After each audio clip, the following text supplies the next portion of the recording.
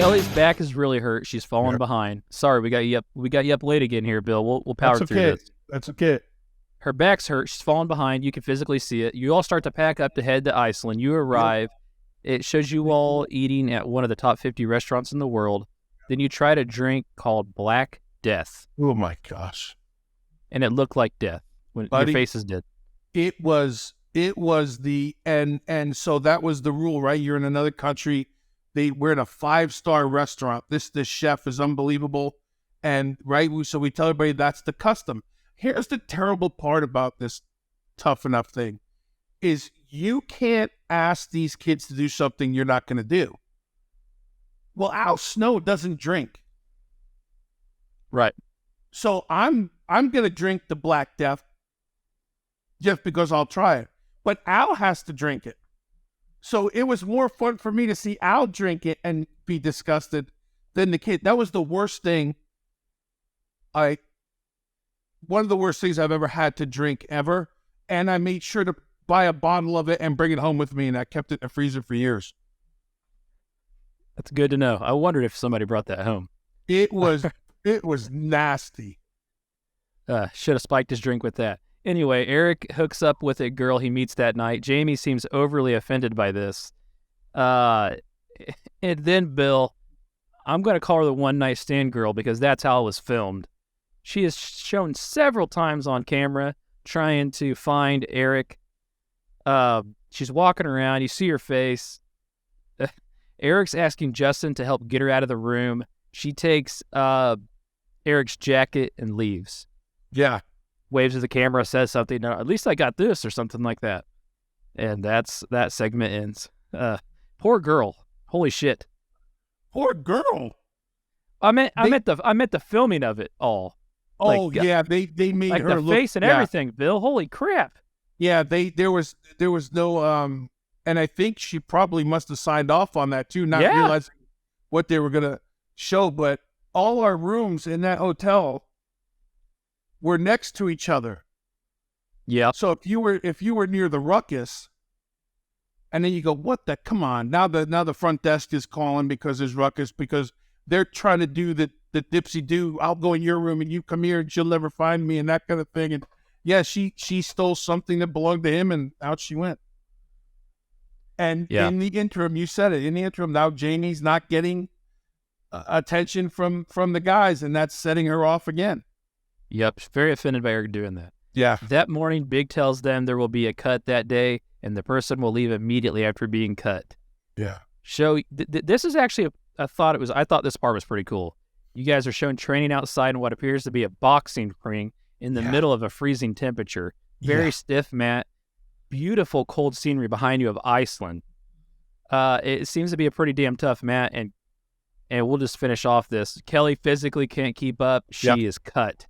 I have a couple questions about the mat, obviously, and that wrestling in the cold out there. And then, why the hell did they fly Claire out there just to cut her and send her home? That was the, to me, that was the great hook of, you're gonna come all the way. You're gonna come all the way out here. Everything was you had to step up. So either you're just going there to get to say you got to go to Iceland, or you're going to come out there going, I went to Iceland and I'm still here. You know what I mean? And I think it was good TV because of the fact of just what you're saying. Why the hell would you go all the way to Iceland to cut someone? Well, maybe Iceland was the place for you to show how bad you really wanted it, a la Scott did for all those episodes. But clearly Kelly was not physically prepared to go on, and that we built that ring. It was freezing, and I wrestled and trained in Mexico for 3 years on a concrete floor, and I would have rather been back in Mexico because that was the most brutal thing. There was really no ropes; they wouldn't tighten. It was just an old boxing ring that this guy brought out. You know, it's one of those things they contracted out. He shows up with this, dumps everything. We have to build it and show these kids how to build a ring, and then try to get some work done. And you're not gonna, I did note that. Take a bump in there. Yeah, if you took a bump in that, you were done. And so that was the point. So Al and I do it. but it does show that the ring collapses, right, because it shifted the grounds on the ground, and then they learn the importance of repairing the ring in the old wrestling saying, the show must go on. We're not done for the day. The show must go on. Let's fix the issue the best that we can and move on. So I noted that as well, but I think that's the wrestling business. Yeah, I think, the ring breaks or this happens or that happens. Well, there's people here. At the time, we had a bunch of villagers building up. We were building up quite a little group of people watching this. There was a school, and the school walked all the little kids up to see what the big fuss was. So this was their chance to interact with people and kind of show who they were. And hey, just because the ring's broken doesn't mean your day's over and you're getting to go inside to a warm room. We got work to do. And we were out there the whole time with them. It wasn't like, you guys do this while we're drinking a Starbucks. We're putting in the work. Yeah. And during this time, they're also showing how the guys in the house are starting to get a little bit disgusted by Jamie. She shows several screenshots of her burping and saying diva, and we'll get to your moment later. Love it. Big tells the guys they need to look after Jamie since she's the only girl left. This scenario hadn't come up in Tough Enough yet. Jonah, for some reason, it could have been the way it was edited, comments that he doesn't think this is fair and she shouldn't have any special treatment. But I definitely see what Big was saying. Yeah. I have 3 daughters, Bill, so. Yeah, no, especially because, like I said, when they were done training, they were always out at a hot spot or out dancing or at a club or something like that.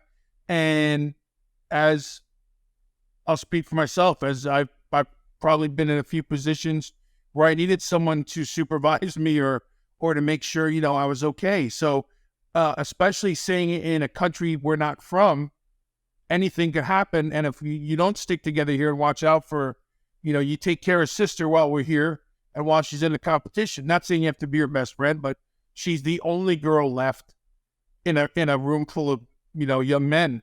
And so Big was absolutely right. And that's the way, that's pretty much the way most of the guys did, watch out for. Again, that's their sister. They can do and say and bag on her, but no one else could. And that's the point that Big, I think, was trying to get across. Like, hey, we have to protect her now. She's a female and she's all alone in this competition now. It's not like she had a roommate to go home to or anything like that. She had four or 5 guys to go back to every day. Yeah. I think it was a great move, and that was definitely unique. Good television also. And it was like a family moment as well for me. Yeah, I felt it in my heart, I guess you could say. Organically, it was really starting to all come together. This next thing here, I don't need a comment from you yet because we're going to get to the ultimate result of this. Local news, how your fallout here. Local news media shows up. Jonah's making an ass of himself while being interviewed by them. You can see this irritated you. And we'll move on, but we'll get back to this later before the end of this. You're irritated here, and you tell him he had made an ass of himself. The ribbing continues between the contestants and the trainers. Obviously, it's escalating. And at one point, Al was saying that he would be able to get into Jonah's room, and there's nothing Jonah could do about it. And Jonah said, he set up the room, tied all the belts on the doors where Al couldn't get in. Matt and Al worked together, and Al puts a signed autograph picture of himself. He gives it to Matt, then Matt places that on the foot of Jonah's bed. Wakes up in the morning, obviously he's seeing that signed letter and Al's making comments, etc. But I thought this was a funny moment. It started a trickle down effect for a bunch of stuff. But yeah, Jonah, he's so smarter than everybody else, and you never get him. And now I told you, Al's the bad cop. Al's a sneaky Pete of professional wrestling. This is the ultimate rib, Bill, because you didn't need to do anything. Yeah. He just kept tormenting him by not tormenting him. And poking a bear. Yeah, the kid thought he was smart, and he was he's one of the boys now, and he's going to treat us a little differently. And Al just kept getting him, and the other guys started to get in on it and started to appreciate, how these things happen. So Al was a genius with that part of it because it literally drove him crazy. This is okay, dude, let's stop. Let's do truce, bro. Yeah. Okay, so this next part I want to bring up because it can be construed in a different way than what I think you actually meant here. So let's cover this. Viking activities, Viking ship, Viking food. At dinner, the team is eating this food that, I'm going to say the team, all of you guys were, had a lingering odor. It was still lingering. You guys start saying it's lingering because Jonah is hiding the food either under the table or in his pockets. He gets upset at these allegations as they continue because you guys are teasing him, obviously. And he says it's not him, and he'll strip naked to prove it. He strips down to his boxers, and you and Al say to him, naked. And you made the comment, you just don't get it. And at this point, he does finish getting naked. And let me continue here, because I think this is all tying in here. The theme of Jonah's lack of respect continues. The activity picks up at the campfire, and several team members comment on how disrespectful Jonah is being. Big asks Jonah, what is a lesson you learned tonight? Jonah replies, respect, man. You go through this bullshit because it's part of the game. You reply, obviously upset, bullshit, this is our lives. Jonah runs his mouth some more to you, and you kind of wander off in a fury. It seemed like you had to get away from him before you did something. You went to another campfire there. He brings you a beer. He apologizes. You explain the importance of proving yourself and being respectful. You tell him, and I have this quoted here, you either come with me or stay behind, and that's no bullshit. This seems to be a very humbling moment for Jonah, and it's noted here that this trip has shown the softer side of you, Bill. The hard work needs to be put in. He mentioned that he looks at you as an older brother, and then you end the segment by burping and saying diva. Yeah, it's I love that burp diva thing. It became my thing for a long time. But that was it. Like we talked about the ha-ha spots, and with that, so that was fermented fish. And that's the equivalent of the food of Black Death instead of the liquid. It smelled bad, and the thing was, if one eats it, we all eat it. Well, Jonah was sticking it in his shoe. We know he was sticking it in his shoe, and then the cameraman behind him was giving it up and giving us the high sign. It's in his shoe. So if you wanted to be a wise guy, strip. This is all about show, right? No, okay, I can play the game and all these things. So now he has people in this restaurant. We're in a foreign country, right? You're representing the Toughen Up brand, so you're doing all okay. That's it. He didn't get it, and so everything was a rib now, brother. And now he was relaxed because he pulled a rib. He got ribbed. Everybody, hey, Jonah's that guy. Hey, we're brothers and we're buddies. And when he said that, it struck a chord with me, and I literally walked away because I would turn around and knock him right on his butt. And so I don't know how much of the conversation, but I remember him coming to the campfire, just me trying to look at me in the eye and go, dude, you just haven't paid attention to anything that's gone on. And it became, especially for Jonah, I think it became a TV show. It became an opportunity for him to do something other than become he was hoping, much like Total Rewind to Wendell, when he thought he was going to get a career out of this. And so Jonah was becoming that guy, and too comfortable and not good enough to be that comfortable. So at that point in the trip, and again, they're away from home for the first time, but we're away from our families. We're away from all these things. We're putting in the same hours and then some, babysitting all these, wahoos. So at that point, he had got to me, and it was just time for him to know that he had lost my respect and or my ability to want to see him, progress. Yep. I'll power through the end of this episode here. You go to a local strongman. He's an Olympian for Iceland formerly. Jeez. I mean, you're always an Olympian. And you guys do these, and they do these physical challenges. Everybody does well, including Jamie. Yeah.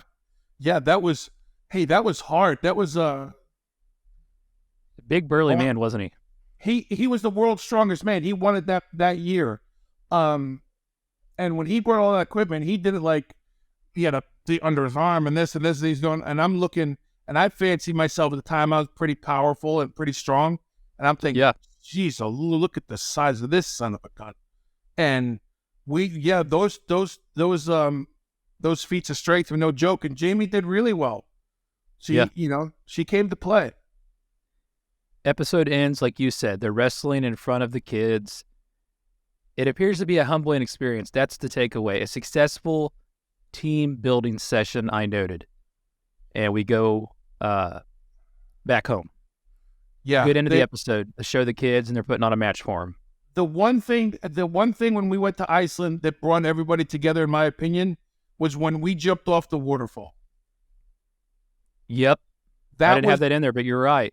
That was the point, not only in the whole series, but in that trip, because I looked at Al. I'm deathly afraid of heights. I'll get on an airplane, no problem. But anything else, I'm not hiking up.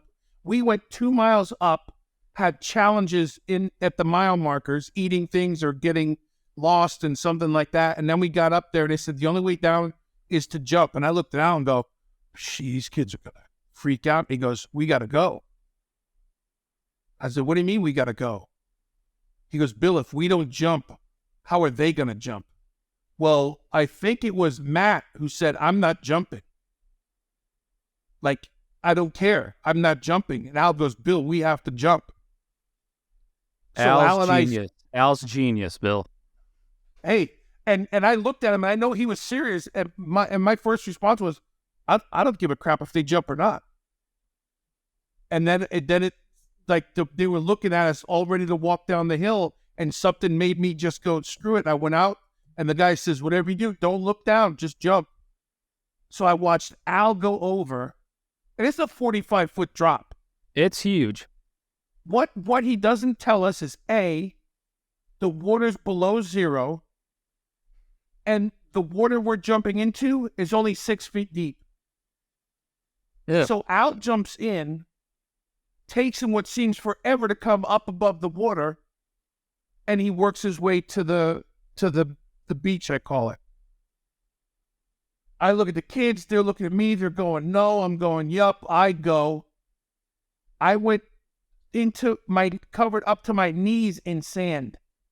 When I tell you it was below zero, instant hydrothermia, and I'm trying to get out of the sand. I'm stuck because of this giant man jumping 45 feet down into a sand pit.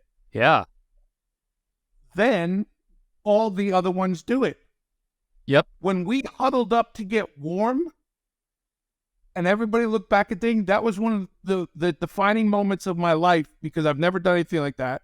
Here I am in Iceland with people I just met. And that's when it started to build that camaraderie. And then hey, we can do this if we all stick together, if we all follow the thing, do the thing. But I think that the jump off the waterfall was a huge turning point for a lot of them in life, as well as just not in the competition. But screw that. I agree. Are you good to power through this till 11 or not? What time is it now? 10:40. Yeah, let's do it. Yeah. We'll finish it up. Okay. Episode 10 opens up. They're doing leapfrogs. Jamie flips over John, gets caught on him, goes face first in the mat. We continue with these drills. There's an error where Jamie runs into Matt's head with, I don't know, her shoulder or something, knocks him clean out. You make the comment, his eyes are still glossed over when he comes to. Yeah. Now we're moving, right? And now everybody's charged up, and now it's getting more intricate, and John is the athlete, so everything's effortless for him, and Jamie's struggling, and this one's the timing's off, and knocked him out. Just knocked him out. And this is a moment we also don't know what we do now about the head injuries. We weren't quite there yet. Yeah, because it was we did our best to, and we had medical people but it goes back to years ago. Hey, I got my bell rung or something like that. Okay, sit down for a minute. Who knew about, you didn't know you had concussion unless someone told you. So yeah. Fast forward to current day, I made sure, when we did the PC, that headgear was mandatory. It made everybody mad, but it was mandatory, and especially if you were coming back off a head injury or something like that. But at that time, there was no protocols or anything. It was just get your wits back about you. Let's see how you're feeling and go from there. Yeah, also important to note, like I said earlier, they do not have prior training. It's not like later seasons. Let's see here. Justin is really struggling in the ring. You say to him, "It blows my mind you have no comprehension of anything you've been taught." You told him he's a wet noodle in the drizzling shits.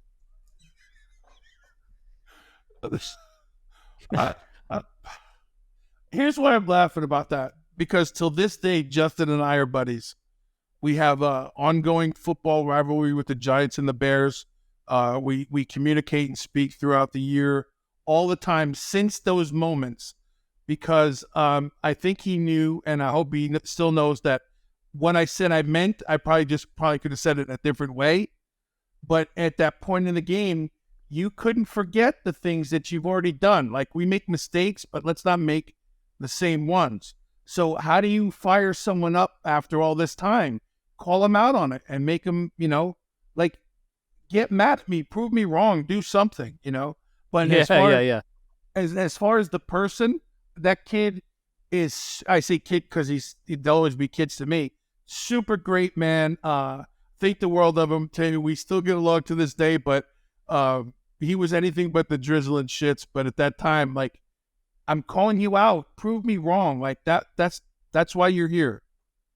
I'll tell you a quick story. I know we're running low on time, but I coached high school basketball while I was in college at a local private Catholic school. And the coach there, he still holds high regard on the winning record here in the state of Indiana. He's up there in the top 20, which this is a huge freaking basketball state. Right. Bill. I don't know if you know that or not. French but he was a very stern fella. He yelled, he cussed, and they're the most well-respected kids I've ever seen in a high school. At one point, though, we were doing this drill, and this kid executed it wrong. I don't remember the kid's name. And he said, the coach said, "What the hell was that?" And the kid said, I thought, and coach cut him off. He said, "You know what happened to the little boy that thought he farted? He shit his fucking pants." And that kid's eyes just got huge. Then after that, he didn't make an issue next time. So it kind of reminded me of a moment like that. Yeah, it's one of those, for people who appreciate the humor, and it's one of those coaching moments. Yeah, so I figured you'd like that. Okay, spend some time showing how messy Jonah is. He doesn't clean up after himself. It moves on to the ribbing Al, with you and Al here. Shaving cream snowstorm. Bill, walk us through your experience with this, because this was not the first time you and Al had done it. And I also want to comment on the yellow Mustang I kept showing you in. Oh man, I have a terrible story about that Mustang. So we decided that they, when I say they, it probably was Jonah 90% and everybody else, because everybody egged Jonah on to be the mouthpiece of the group and that stuff.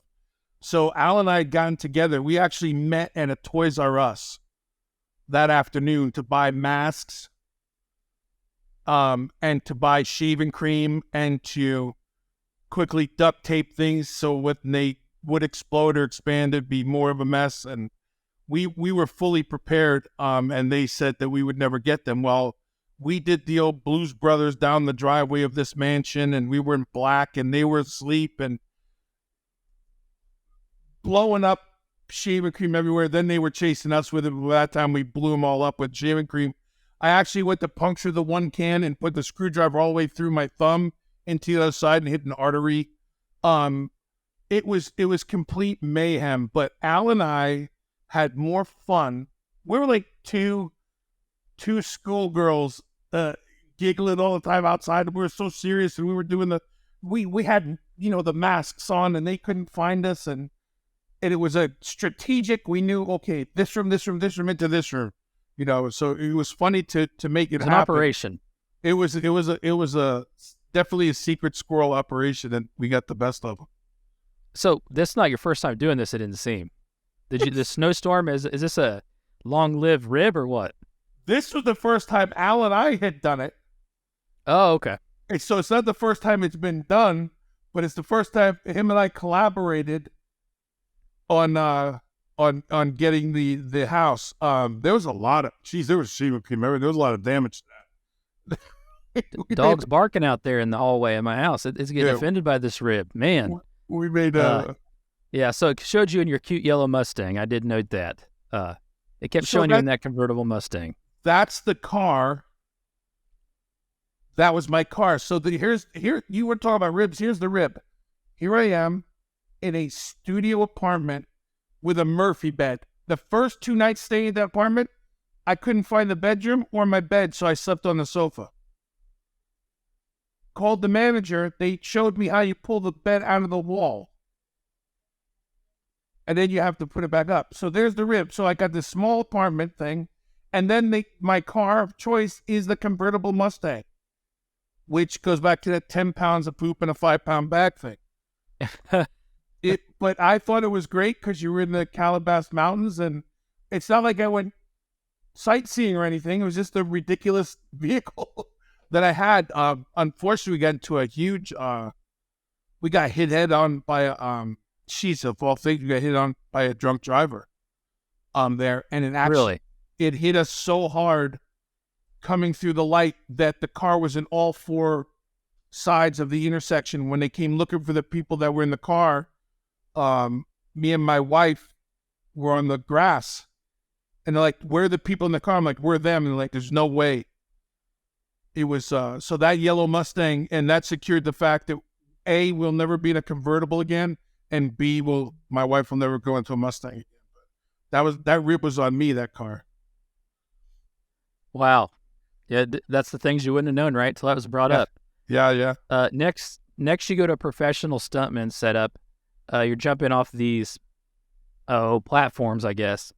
Eventually, Jonah ruins it by not doing it as he's told, and the professional stuntmen pull the plug because it's not safe.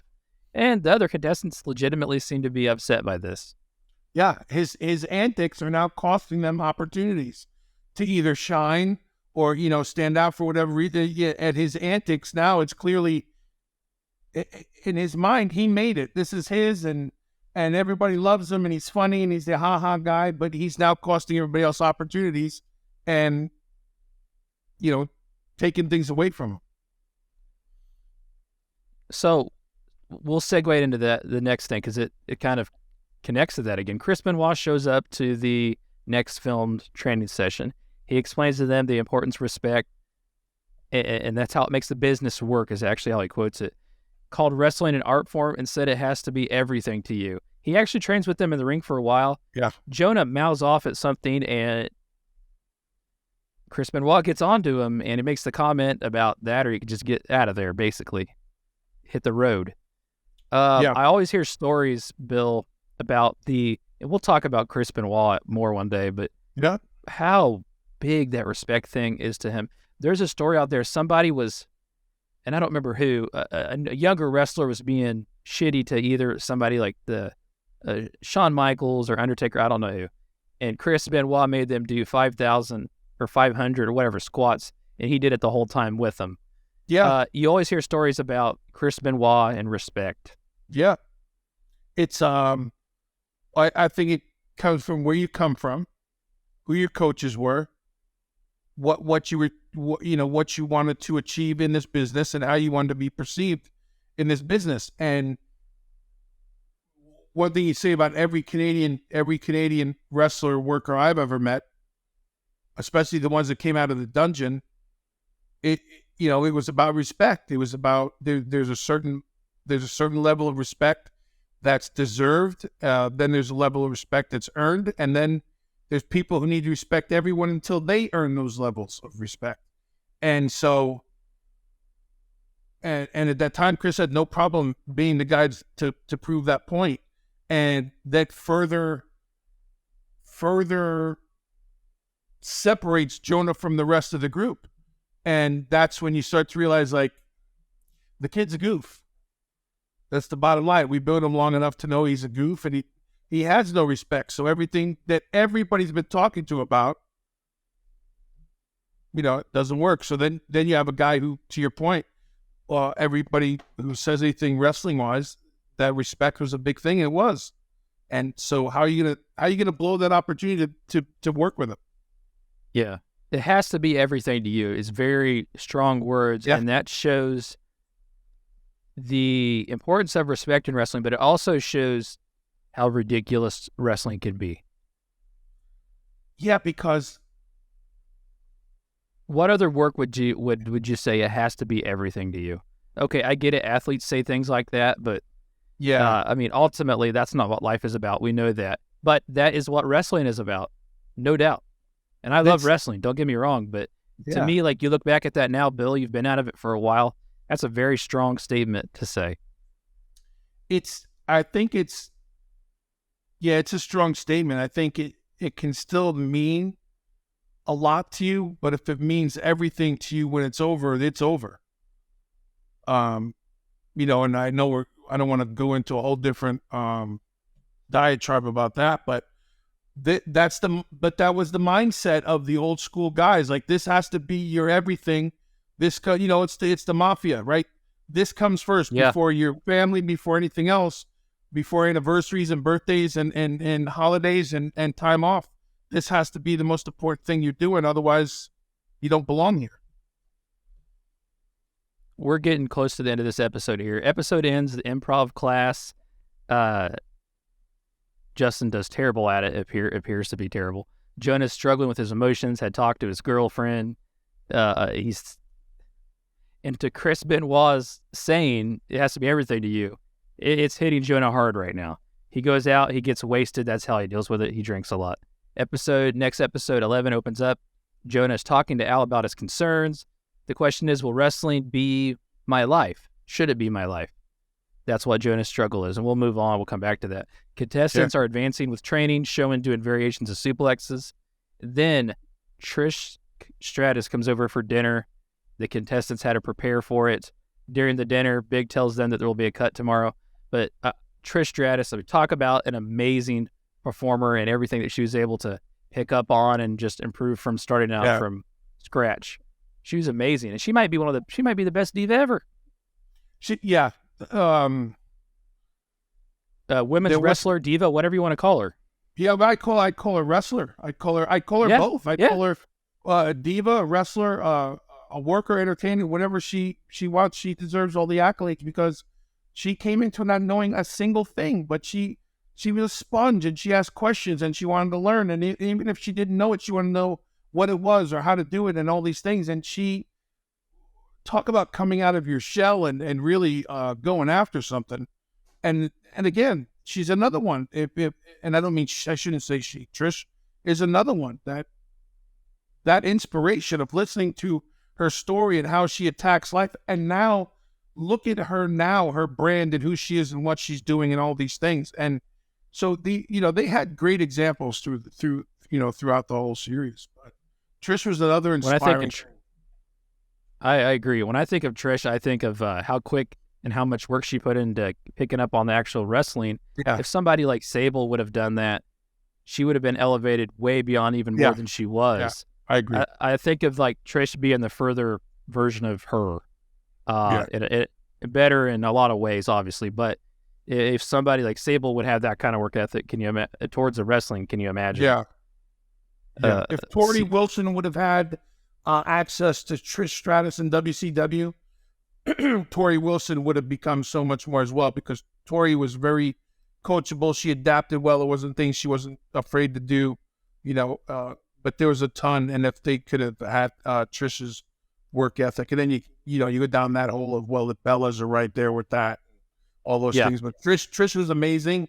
And I think, again, some people took it very seriously and enjoyed the time, and other people were trying to be Mac Daddy and all these things. And so it was the guest is always telling. Someone always shows their colors when we have a guest. Yeah, I agree. So the night ends with them, because he did say there's going to be a cut tomorrow. The night ends with them telling each other how much they love each other and how awesome experience it's been together.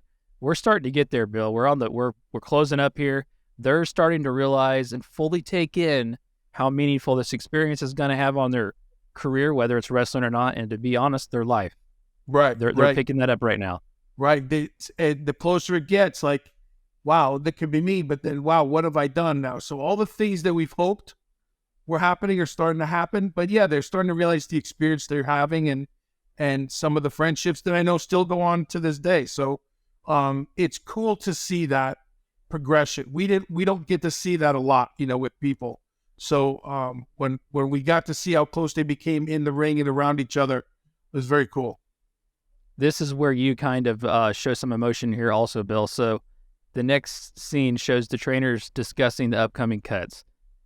It's said John is great and ahead of the others, of course. Jamie needs constant, but Jamie's downfall might be she needs constant reassurance and coaching. Yeah. It doesn't seem reasonable that Justin will be successful in this one day. It's noted.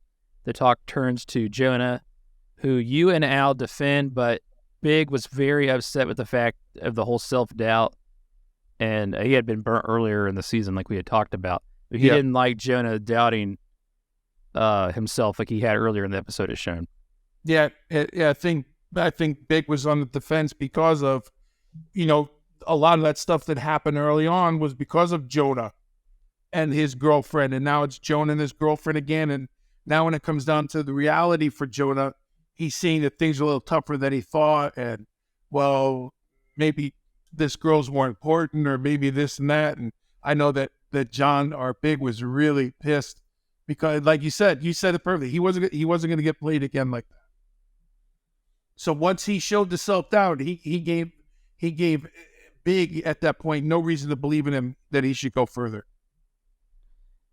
Okay, the contestants enter the facility. It shows you very emotional, Bill. You're in tears at this point. You say they all deserve to be here. You can also see Al is really dreading this. His body language is full of emotion. Justin gets cut. Teammates are very sad. To cheer the crew up, you take them to a local Yankee Doodle, and they meet Bradshaw. He had just had a surgery, I believe. He explains to them how grateful they should be and for the passion and opportunity they have ahead of them. JBL, another guy that grinding, sticking to it, and really an underrated champion that doesn't probably get talked about enough. Yeah. John is he's extraordinary, and his journey from Mexico and all the early days in Texas and all the things that he's been through and done, and his appreciation for the business and for the people in the business. John's one of those get respect, give respect guys. So his message is similar but different than everybody else's. He's a legit tough guy too, right? Yeah, and it's like he takes it as well as he gives it. And he's letting you know this is what it is. This is life, and this is what you got to want. And you can't just play the guy you want to be. You can't. It's got to be who you are. So relationships I have to this day. John's one of them, and so another great motivator, another guy that kind of makes it start to sink in. Like, wait a minute, they clearly can't be all telling us this because they've been set up to tell us. Like they're understanding, like from all kinds of walks of life, they're getting this education now. So the physical, to me, they're almost looking towards the physical because the other stuff's what's weighing on their head more than anything. The lifestyle, the being away, the loved ones, the respect, the training, you're not going to be out partying, you're going to be doing this. And it's all starting to come together. And, it's back to the training session here, and it's all starting to come together. And that actually, what you just said lines up with this perfect. They're doing cross bodies off the rope. You do say something to John that I noted. Do not get too cocky, or I'll knock your ass off. But no, the episode ends though with them all doing moonsaults successfully off the top rope. You guys are telling them don't hold back. That's said a lot. Everything, like you just said, the physical part is coming together now for these new. For them new to wrestling, and the emotional part is what's really hitting here, and that's how the episode ends. This next episode's what you need to really wake up for. The moonsault part was really cool because that gave you the courage to keep doing stuff. Right? To me, that's a rite of passage. I treated that as a rite of passage. Like, here's this thing that's special to me that I make my living at, and I know you can do it. You have to just do it, those kind of things. So those were cool. I hated that some of those episodes maybe look human and like I cared, but sometimes that happens. We're going to get to that here because this next episode, Wake Up, this is really the bookend of it. The next two will be nothing. This is huge, Bill. I know it's late, buddy. That's all right. We got to get your honest take on this, though. Yep. So, episode 12, Big enters the facility during the training session and tells them he has a surprise for them. He introduces Jacqueline, Chavo, and Bob Holly. He then brings out previous Tough Enough contestants, Maven, Chris Nowinski, Nydia, Linda, and Jackie. The previous contestants have a 5-on-5 match with the new contestants. You seem very proud of the way they performed, Bill. And it was really meaningful for them to have them, those previous contestants there with them. Yeah, because they got a chance for them to see where the now veteran contestants were where they were not too long ago, and they see the progression. And they didn't even win. Like, Chris didn't win. Yeah, and that was the thing. Like, look who's in front of you and who your winners are. And, like, in that group, Chris was the only one who didn't win, right? Linda and Jackie won, and then Maven won. Nydia won, Maven won. Yeah. Yep. Yeah, so... But he was signed immediately, though, if I remember correctly. Almost freaking immediately, Bill. Chris Nowinski was signed, yeah. Yeah. I just think it gave them a great idea of where they could be in a short amount of time. And just watching them all gel, you sat back and got to watch somebody else deal with them and know that, okay, that's safe. They're doing that good. Everything's moving good. So that was a good point for me as a coach and someone who spent time with them. I was really impressed and happy with that part of it. Yeah, tell your wife I'm sorry for keeping you up, because this is the big moment here. No, this she'll is the be thing fine. This is the moment that's talked about in this season so much. And let's get a real, honest answer out of this. This has been talked about a lot, but I've heard so many different things. I'd like to hear your opinion on it. Let me do the breakdown. An 8-man tag match is announced. Chris, Jonah, Bob, and Bill versus Matt, John, Chavo, and Al. Really good stuff between going back and forwards. Bob Holly gets tagged in. Matt's in the ring. Bob legit kicks Matt in the ribs. A couple blows to the back of the neck. Grabs him by his hair, throws him into the corner. While in the corner, he chops the dog shit out of him, which that's what Bob Holly does, yeah. At this point, I'm thinking he's just going rough. And he proceeds to stomp him down. And as he's down, he kicks him in the jaw.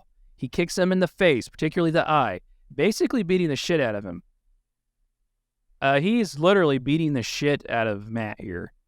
Bob comments on a cutscene, "I'm being rough for a reason, not because I want to be, not because I can be, but I'm trying to teach them that professional wrestling is not an easy game."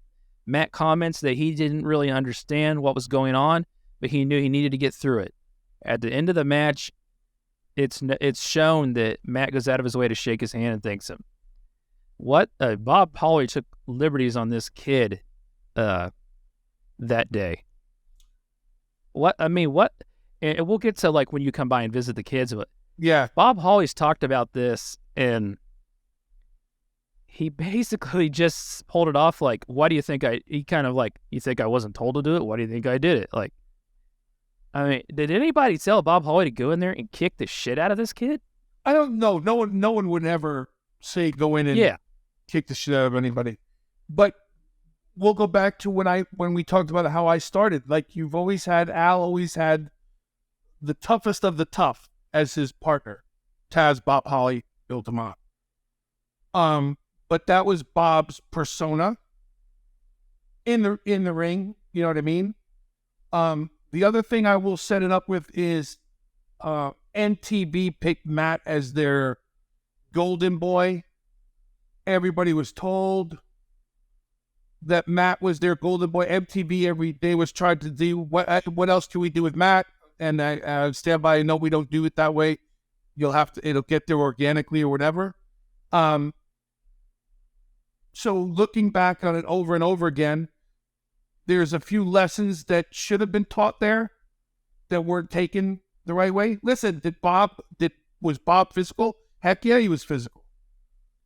He wouldn't kick the Undertaker in the head like that. He wouldn't kick you in the head like that. But so I'm going to go with a little bit of camera angle, a little bit of effects. But what's the one thing, and it goes back to the things that we don't show. We tell people how to react and be safe in these things. But when someone's coming at you, and this is just here's where I get in trouble in 2023. If someone's kicking at you like that, are you going to sit there like that? Or are you going to do what you know. What he knows. Now, I'm not defending Bob, and I'm not sticking up for Matt. All I'm saying is you had a veteran with a kid who was trying to do the right thing, who didn't know what it was, and he took a butt whooping. He took a butt whooping. But I'll say this, and I don't know if it's been said, if Bob wanted to hurt Matt, it wouldn't have taken that long. And because of the fact that Al, Chavo, and I did not jump in to stop it, we couldn't have been too concerned about the physicality. You know what I mean? And I'm not saying exactly what Bob said, Bill. Because he took a butt whooping. But you weren't going to have Al and Bill and Chavo let that happen. One, we're not going to let it happen on film, right? We know we're not going to let it happen on TV, but that was the point of that episode, and it was a big learning point and a big turning point in the whole show. Everybody learned something by watching what happened to Matt, but MTV had a lot to do with how that was put together and to really build the story of how Matt, the golden boy, was beat up by a bully and things like that. No, there's no question. Was it physical? Yes. Did he? I don't know if he took liberties. I just know he didn't hold back. But like I said, if he was taking liberties and doing it above and beyond, you had 3 veterans and 3 grown men that weren't going to let that happen. You know, so that's the rumor and innuendo. That's a big thing on the internet, and that's even what Bob said. But I mean, to me, he's kicking him in the head. I mean, he got a couple. He's stomping him in the head, man. There. Yeah, Bob and a Bob bit too much, in my opinion. And I got a lot of respect for Bob Holly, but damn. Yeah, but then again, right? So here we are again. Not only are the kids putting themselves out there, we're putting ourselves out there. So that's in his whole career. That's what Bob Holly has heat for now, because, you know, he banged on the kid. Yeah, and a lot could be said about that. But that's something that is talked about more than anything from this season. Yeah, maybe more than anything from Tough Enough. Yeah, that's definitely in the top 3. Yeah, Bob definitely put it stiff on him. We'll say. Yeah. He shakes his hand. So let's talk about how this plays out after that. The rest of the night, you can tell Matt is really out of it, physically and mentally. While at dinner, Al mentions that.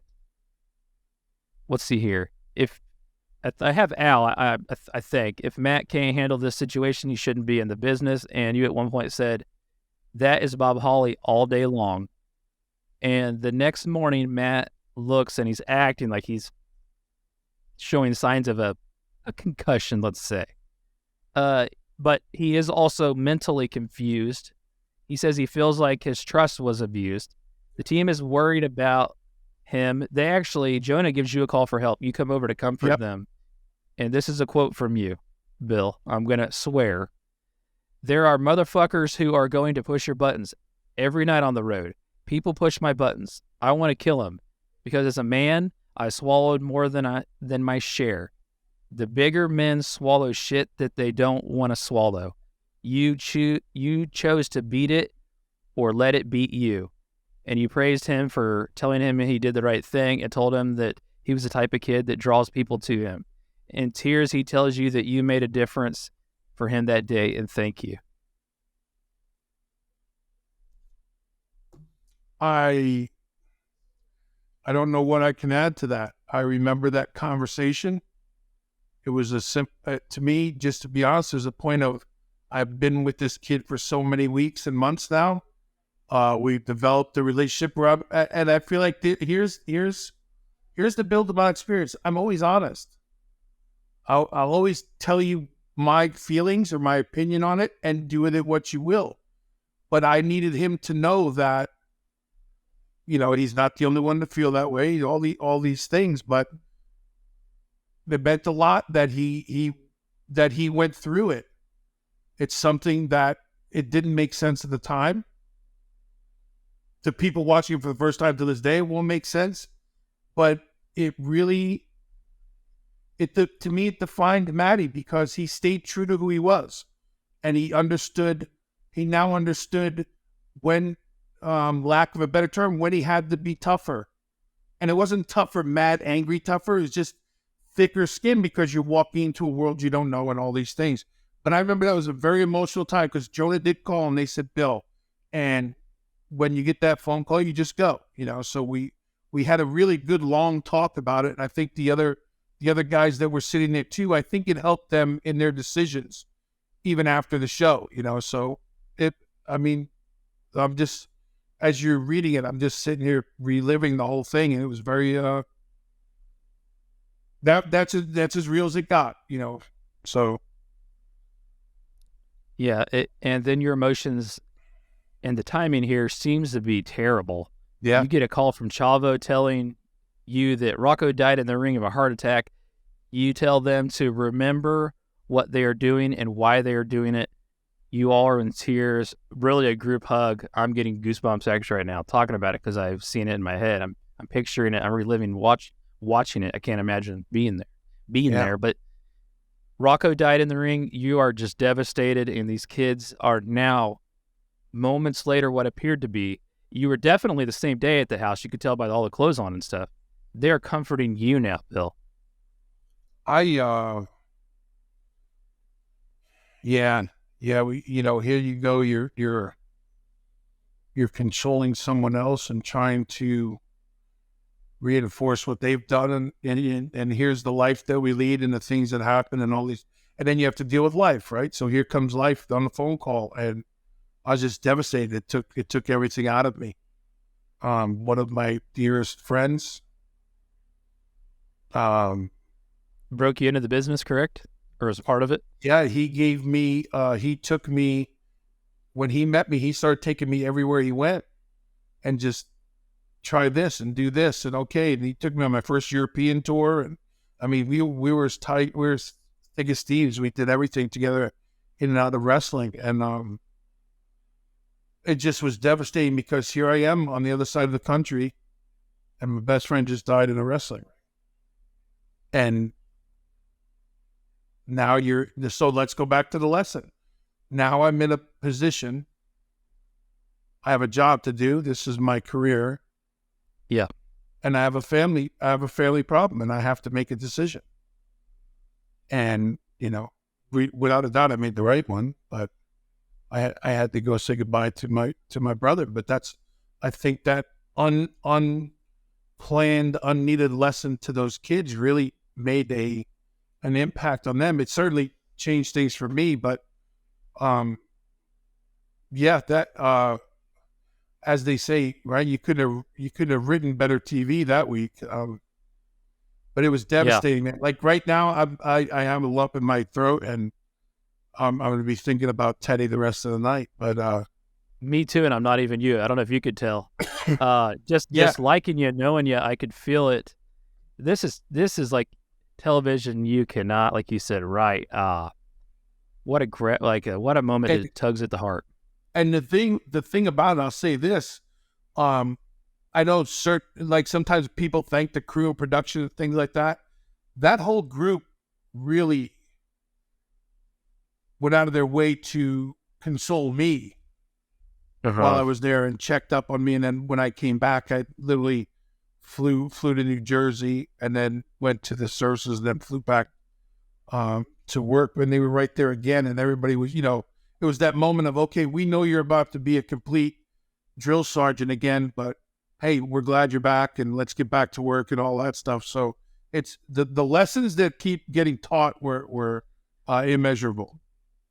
Yeah. And I don't want to drag this out forever. I know you're tired, but to me, Bill, like we go from this moment here of what the hell is wrong with professional wrestling with this whole Bob Holly incident.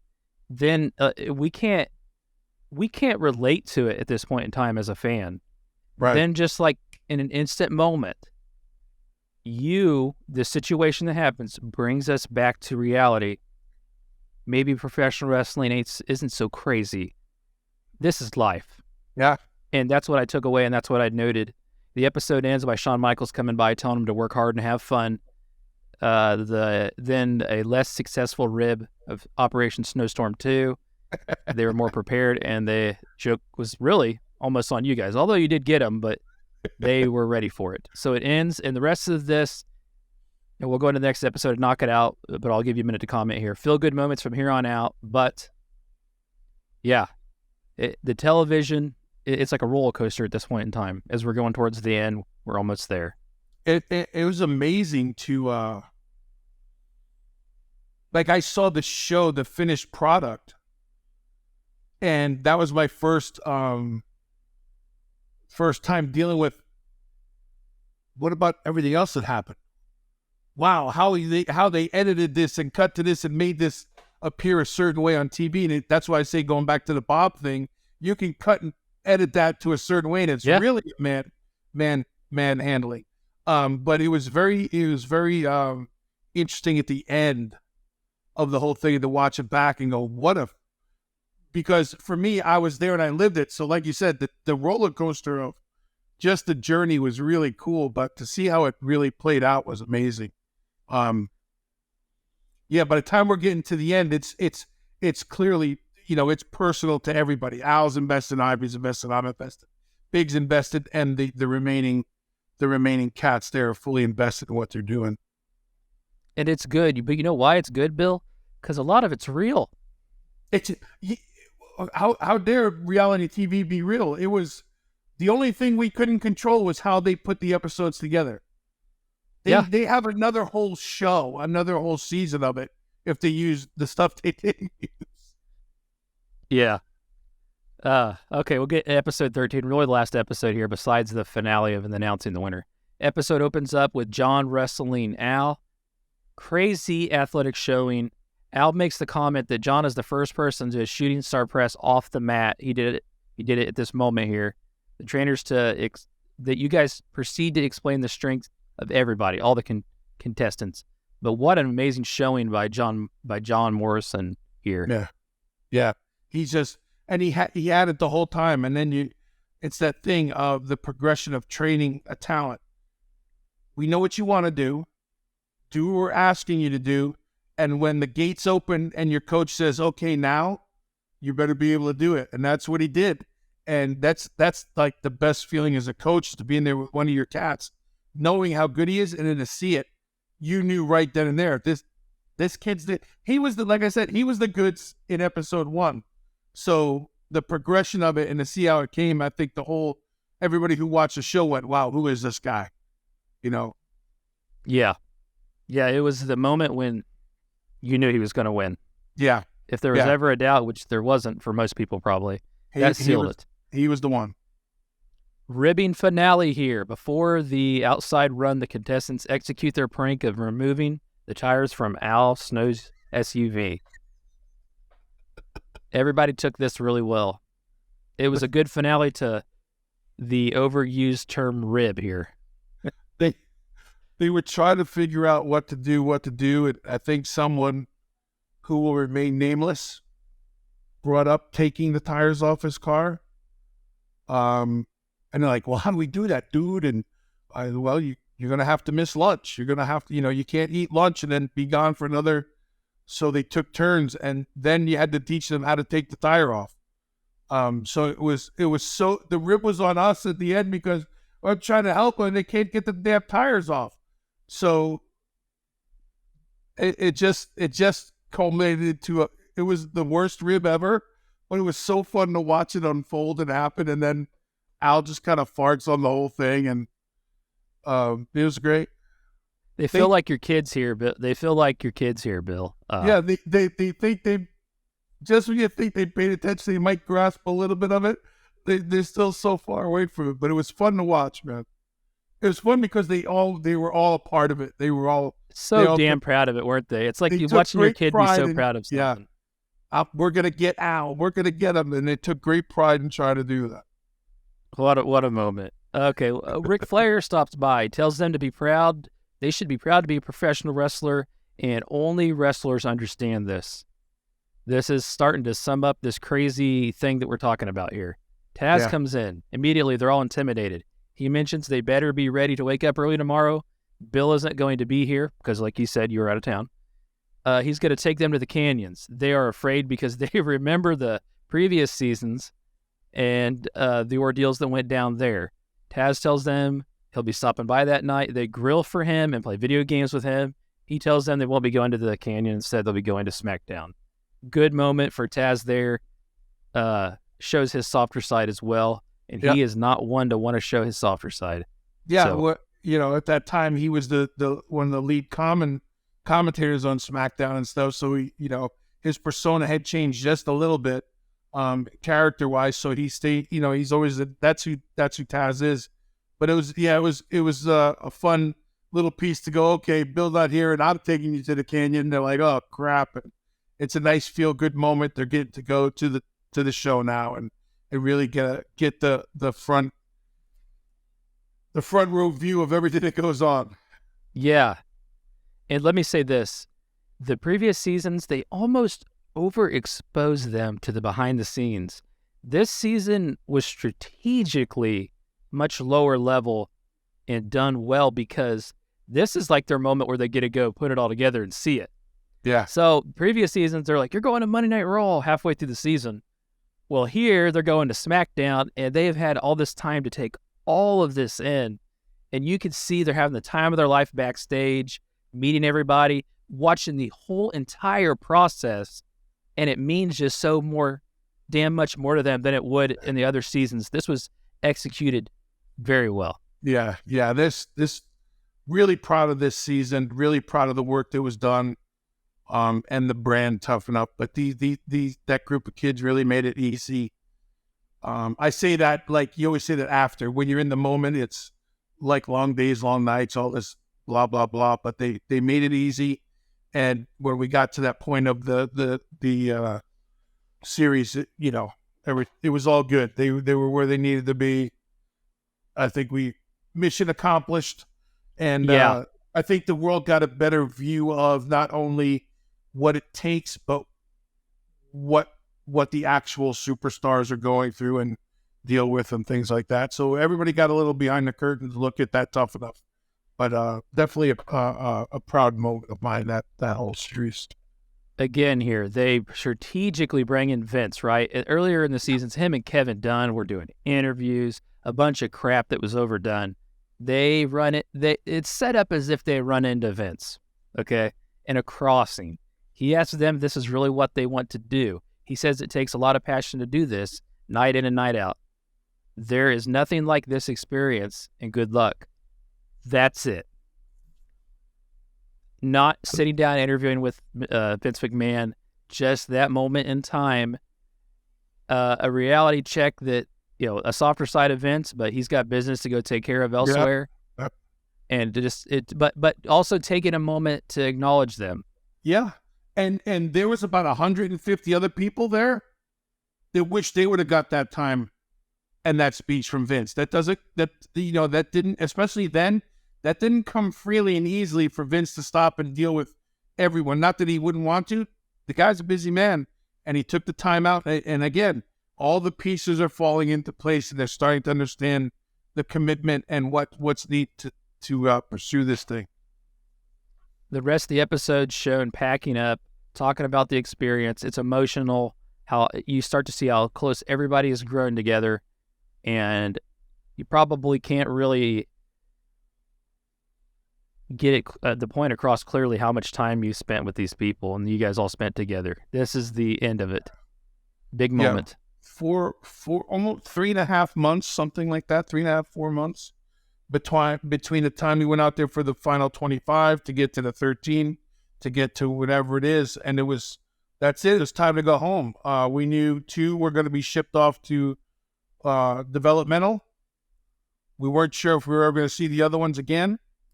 And it was time for us to make up for the 4 months we missed on the road. So we had to go back, to work.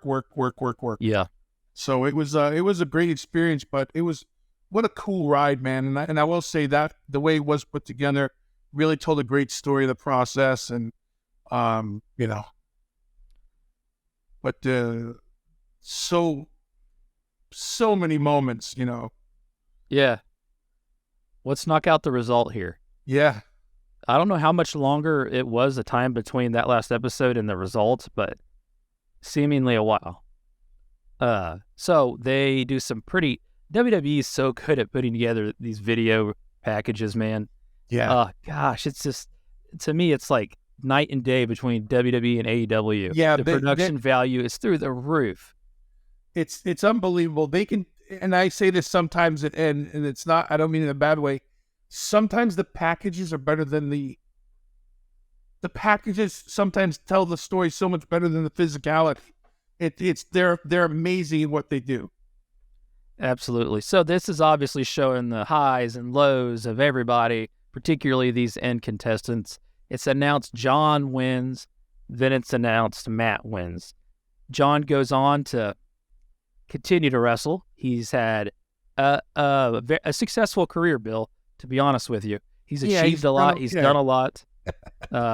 He's done well for himself. Yeah. Matt gets to developmental, starts to have, is it a tumor in his brain?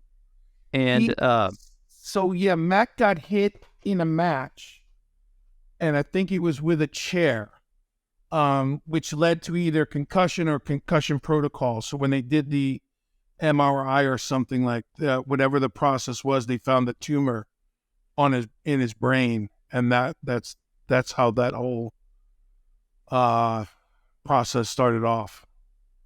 Yeah, he comes back after treatment, but then he sadly does pass away at a very young age. Tragic, way too early for his time, which I know hits home with you. Talk to us about these two guys here to in this episode. John and Matt, I mean, for me, utmost respect for both men. To watch John, you knew what John was going to do. We said this as we talked through, these episodes about him and this series of Tough Enough, and you knew what he was going to do. I mean, you just knew, and you knew he was going to take his lumps, and he was going to go through the trials and tribulations of being a rookie and all these things. But his athleticism and his desire pushed him farther, faster than other people. And that's just my opinion. But he's such a success in and out of the ring. He's still at the top of his game at what he's doing. Yeah. He's super creative, which he's always been. And so it's going, I'm glad it's going well for him. I'm glad he's still doing what he loves to do and has these other opportunities that wrestling has afforded him that. With Matty was getting ready to tag. They were bringing him and The Miz up together as a tag. And he was supposed to start on the road on some live events, I believe, first. But I know they were looking at him and Mike to start tagging because they'd done a little bit of developmental with us and OVW. But yeah, I mean, Matt's journey is different to me than wrestling. Getting to know him, he was a man of faith, always was. So he had a unique way of looking at things and tried to see the best. But he never once, went down the hole of feeling sorry for himself or anything else. He knew he had things to do, what he wanted to do, and it goes back to the thing, and it didn't have anything to do with wrestling. The good part was wrestling started his platform for him because people knew who he was. But what a shame for that young man, to leave us as early as he did. He had a lovely wife, and I know they had a happy life together, and it was just it was a shock because you got used to, you seeing him, and even if you didn't talk to him, you follow his social media, and you just see the good things he was doing, and, wanted to give back to the business of chiropractor or, physical therapy and stuff like that. That's what he was doing. And, it was sad. It was sad when Matty left us. He's a good kid from start to finish. This is the Bill DeMott Experience in a nutshell here, Bill. We are going through wrestling tales here, wrestling stories, but life is more than that. Yeah. We have talked about this season of Tough Enough for, I don't know, Bill, 4 hours. And I'll say one thing, even if nobody listened to this, just for me to have this experience with you directly, cool. it is a huge thing, and I appreciate it. But Thanks, to me, man. this sums up the Bill DeMott Experience, man. This Yeah. is incredible stuff. Thank you, It's man. not like incredible in a good way always either. It's just the Yeah. emotions that life brings us, Bill. This is showing that. Yeah, this is going to be a lot of fun, and I truly hope this is what it was going to be, the Bill DeMott Experience. Let's get a little bit behind the curtain on some things, and we can talk them through and entertain, educate, and then kind of let people into what really goes on. And not everything you hear is what you hear, and so it's just perspective. But I like the journey, man. This is a lot of fun. Yeah, I like to reminisce about those things too, because the good thing for me is none of it's changed. It's always been this way. So the story, when we do this in our 50-year reunion and we talk about this show, I'm probably going to say the same things I just said today, because that's just the way it is. So that's the Bill DeMott Experience, right? You're going to get it, up front and honest, and sometimes it's going to be really cool, and sometimes it's going to be whoa. And you're going to get it in a lot of parts in this content. Yeah, hopefully we get some more emails from Bob the Handler cast member. What was he called? Bob Orton's cast. Bob Orton cast. I bought Gimmick that. cast, huh? Has a persona of its own out there, Bill. Bob. Yeah, he's gonna be the new hashtag. Oh, I'm gonna cry. That's so funny. Yeah. That's. I hope people keep emailing and send us questions, and follow the YouTube page and check out the .com. And this, buddy, this is a lot of fun, man. I appreciate it. We're gonna. I appreciate you staying up late here, man.